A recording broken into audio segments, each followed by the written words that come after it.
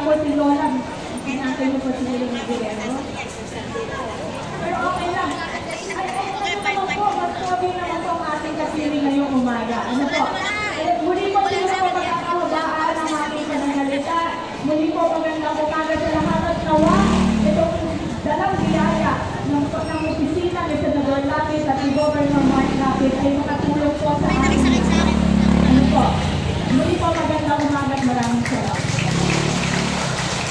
Maraming salamat, Konsehala Pina Perez. At syempre, kaya yung muna magbigay muna sa mga ating mga dapat pasalamatan. Of course, kay Governor Daniel Fernando, maraming salamat po. Kay Guardian Governor Alex Castro. And of course, kay Congressman Dad, alam ko eh.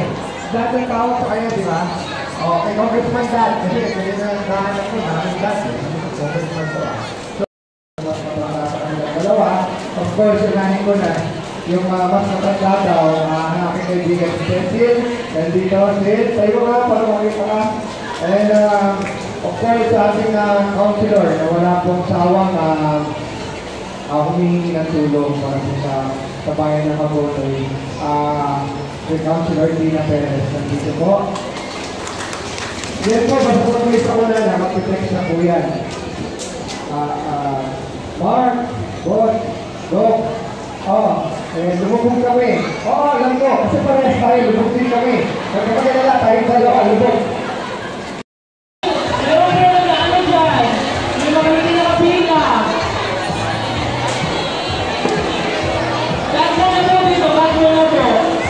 Huwag mo kayo pataso. Opo, unahin mo na.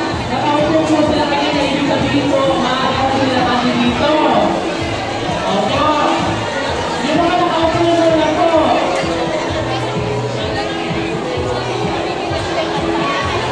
Wala po pipila sa likod yan. Dito pala kayo lang. Okay.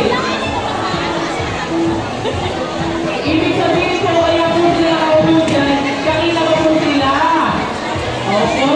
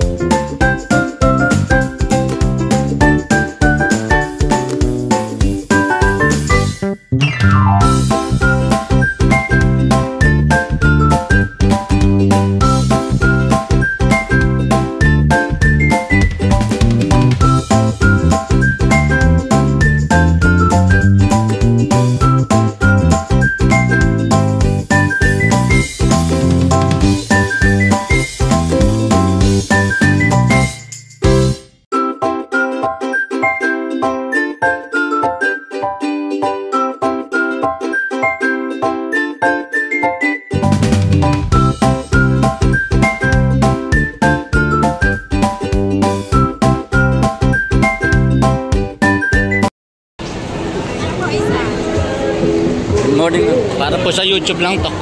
Thank you.